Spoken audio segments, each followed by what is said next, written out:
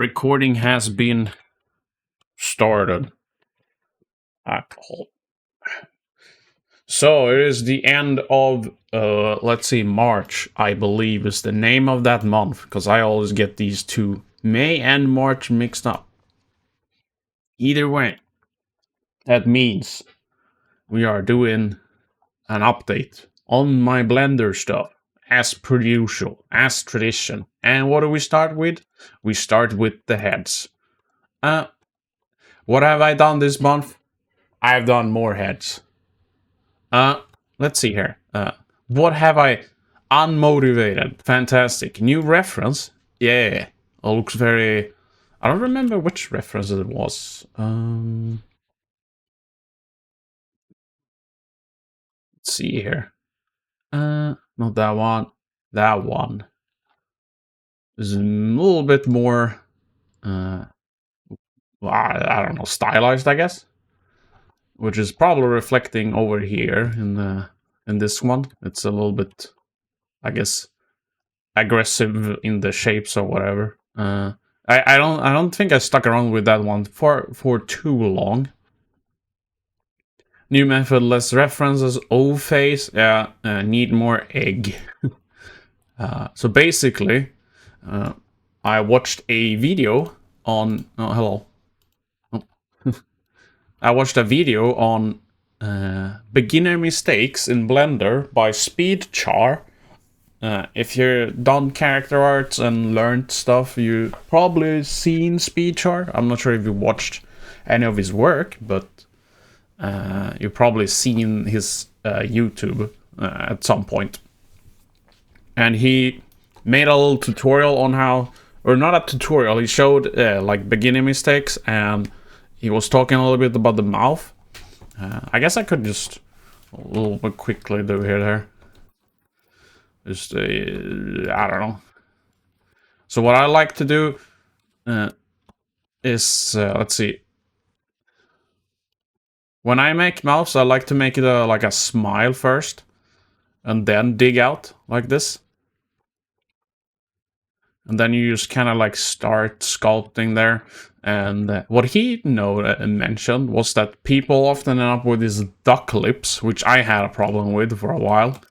So he just showed this is his method of doing it, which is he digs in here instead, and then you'll have these.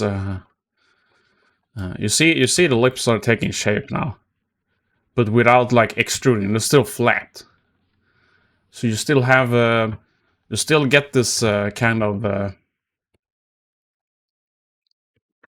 mouth shape without like extruding it and making it turn into like duck lips, which I mean, it's modern, at least here in Sweden. We have a lot of lip filling going on, and I don't know how I feel about that. It looks kind of like clowns, but what can you do? The whatever. I'm not gonna rant on whatever. People can do whatever they want. I just don't like it. I have my opinions, but I'll keep them to myself. But I gave you an idea of my opinion is. Either way, it's just it's hard to make this on with the mouse. I'm so used to using the drawing tablet. But you can see what I'm going for. Like you see the mouth is taking shape here. By just digging instead of like inflating. And then you'll have a something that looks like a mouth here. If we would spend more time on it, we would obviously have a better looking mouth in a minute. And then you can like, let's see here, extrude a little bit on the sides here, or like pull it out, and you start having this kind of mouth. You just put the eyes here, little brows, and yeah, you see what I mean. It kind of looks like what are they called? Thwomps or something from Mario. That's kind of funny. Alright, whatever. Let's go back to the heads. What else have I written here? What else have I been complaining about? Less reference, focus more on the shape. Speedrun? unmotivated. I think this is one. I feel like the days I'm unmotivated, I have like the better looking faces. Like this one is pretty good. Unmotivated, very good result. Botched. I don't know what happened here, but I think I managed to save it relatively well. It's the mouth is still looks a little bit weird, but it's something, I guess. Close this one. Boom. Open the YouTube. So this is the video I watched. 10 most common head sculpting mistakes that even experienced artist makes. So obviously I'm a very experienced artist. I've been doing this for 2 years. I'm like an expert at this point. So that's why I watch these videos, because I'm an expert, right?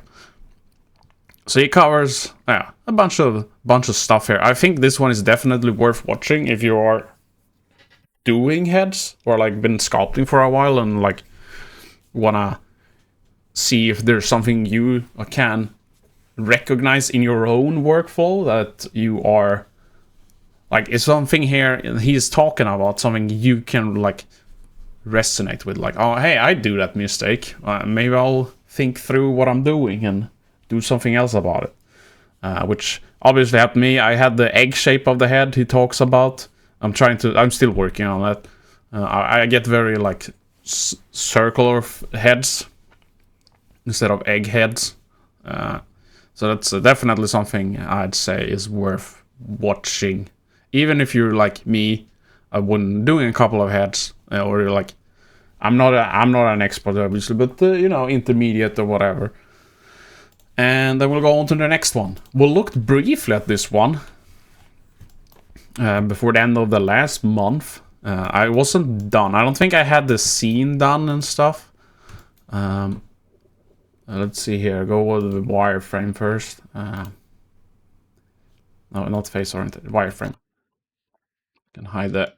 So as you see, it's a relatively low poly, mid poly. I don't know what's.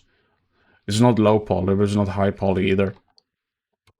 This one is in Eevee, so it's pretty cool that we can use. I think Eevee is really cool because you can just like zoom around in the world as it's you know, being there compared to cycles. So it's just a little simple setup. I was testing.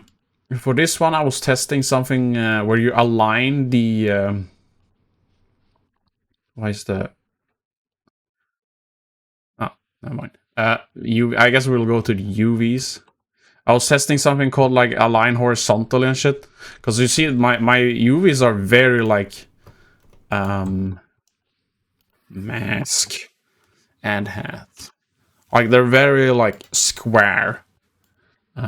I was testing something called, so if you select these, you align vertically and horizontally, and then after you've done that, you can follow active quads, and then it puts itself in this kind of grid thing, which I thought was kind of cool, but in the end, when I look at this, it's very hard to like read the UVs and see what's like going on, because it's just a bunch of squares put jumbled up together. It's like kind of hard to tell what's going on this like UV unwrap, because this has it's the props. I'm not sure what's even select linked materials. Let's see. So it's all these things. These things are hidden here. It's kind of hard to tell what's what. So I wasn't too happy with that, but I was trying out that technique. But I kind of prefer to have like readable UVs. And I don't think there's that much more to say about this one. So we'll hop over to ArtStation and take a look at it. The final render. Obviously, as the scene is built up the way it is, it's just gonna pan a little bit like that. No turntable or anything to this time. And then you have a bunch of zoomed in pictures. I saw the leather belt was very like shiny. It should probably have a bit more muted reflection. And then some posing wireframe for those who, and the rig. I'm using Rigify. I'm pretty sure I talked about that in the last video. If you're interested in a nice rigging add-on, we'll go and take a look at that. So here's a really quick project I did. It was... it took me like, I think it's like 10 hours or something at most. It was mainly because they added a new node called the Raycast, which behaves... It only works in cycles, but it creates an outline, kind of like the Solidify modifier, but this one is, I guess, procedural or something. It's up here. I don't understand how it works, but it works. So here's the setup. Either, I guess you could just take a screenshot here. This is a node group, and when you leave this node group, you have these node groups, which just finds all the angles of the Solidify that is being created. So the reason I did is because I do want to like learn how to make anime style, kind of like... I really like the style in Arknight. You've seen the Enfield. I really like the style they have. They have like PBR combined with NPR materials. I think it looks really nice. So I was trying that with this one because it's in cycles, so it obviously looks... It's easier to make it look better, I suppose. So I'm gonna hop into render view here. I'm obviously not gonna be able to talk because it's gonna lag the microphone.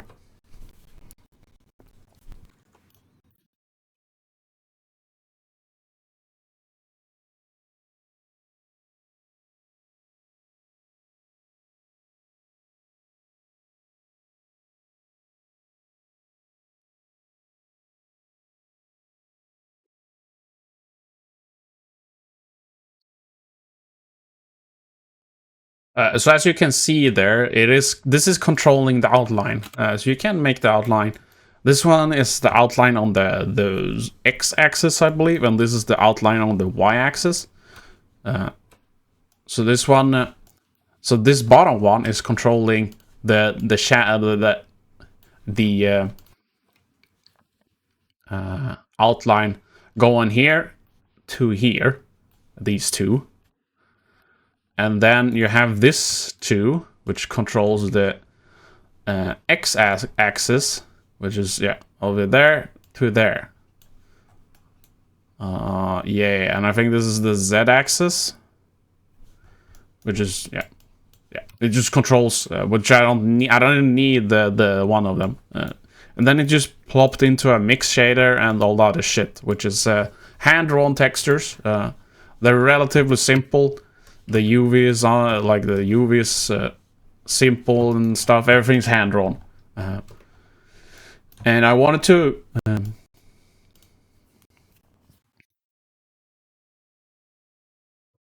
I wanted to create a very like her iconic. This is Fern from Frieren, the anime.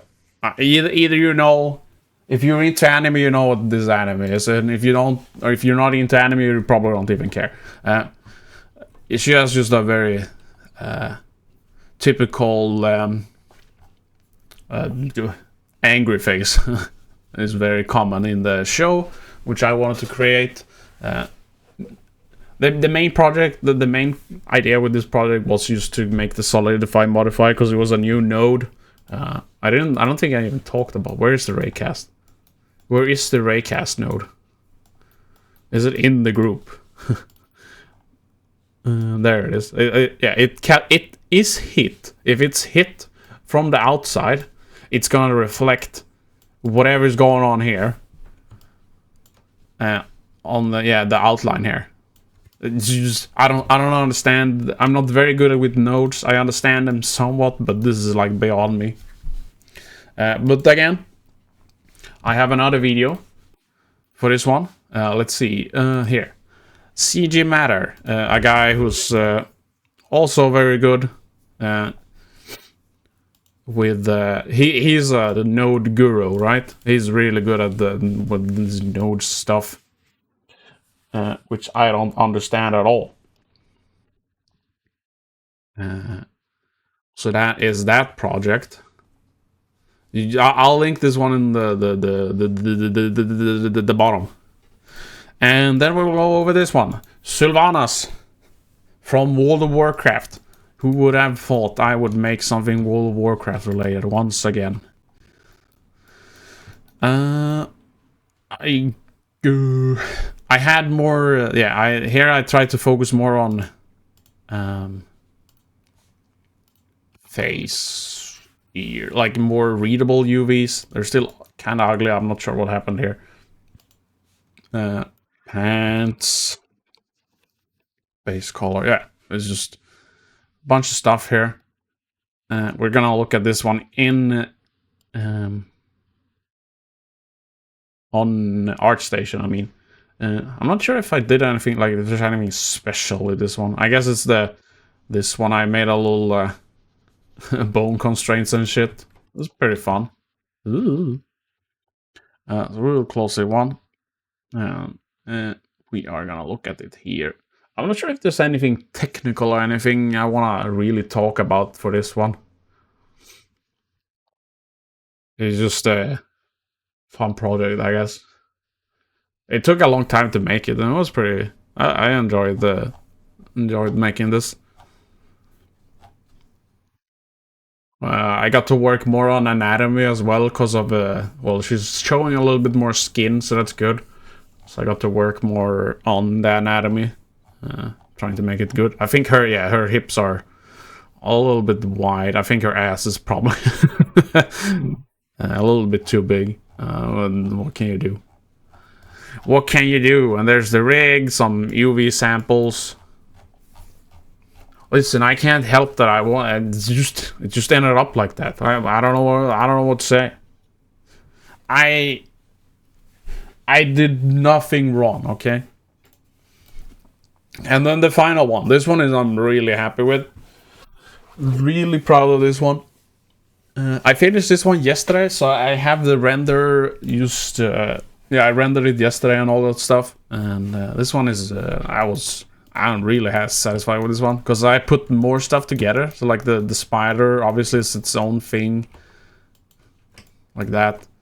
The rig is pretty. I think the rig is pretty cool with the spider here, and just zooming away, send him flying. It's like what I imagine. If you have a big ass spider and you kick him, this is what I imagine like happens to it. It just gets sent flying, right? And so that was pretty cool, working with my own little IK rig here. I control the bones a little bit better.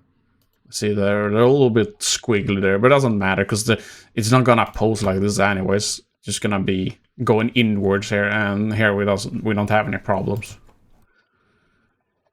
And then the goblin was really fun as well. I've been like obviously mostly making quote-unquote beautiful characters or pretty characters. Like Sylvanas might be evil or whatever, but she's still kind of like, I guess, sexy or whatever you want to call it. She still has that kind of look, right?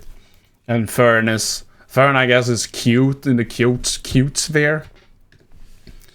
So I mean, it's because I'm making characters in general, like people. So people, you want to make them look better, but it's kind of hard because, well, anatomy is hard. But here's the goblin. Like, no one's gonna tell me a goblin doesn't look like this. No one can tell me this is an anatomically incorrect goblin, because goblins are not real, right? Believe it or not, they're not real. There might be some weirdos out there that wants like their green little short stack queen to be real, but you know, they're not real. I'm sorry, guys. So for this one, I have worked more with the Substance Painter. Well, this one is a more Substance Painter heavy project and like rigging. This one is more technical, I guess. It's still like artistic or whatever.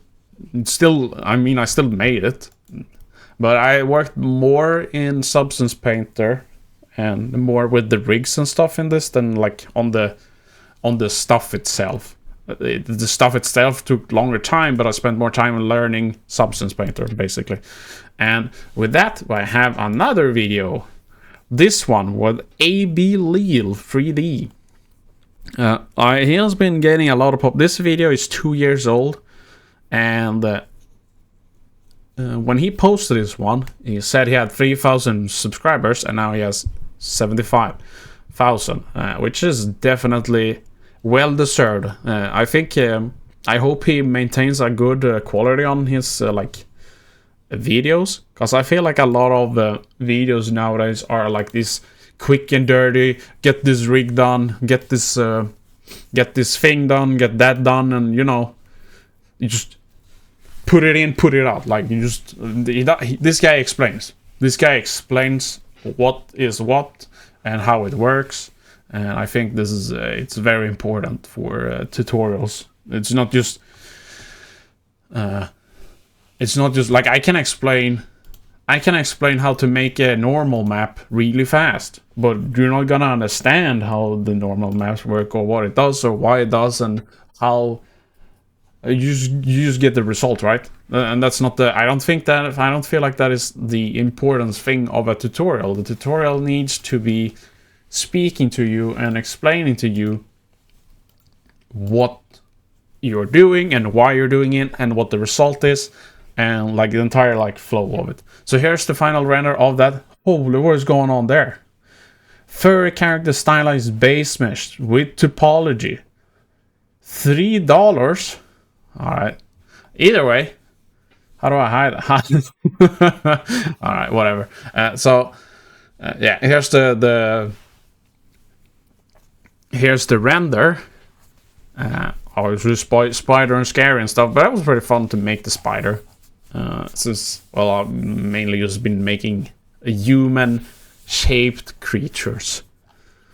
And this one I have more readable UVs, again. Way more focus on like getting good UVs. And there's just the rigs, wireframe for those who care.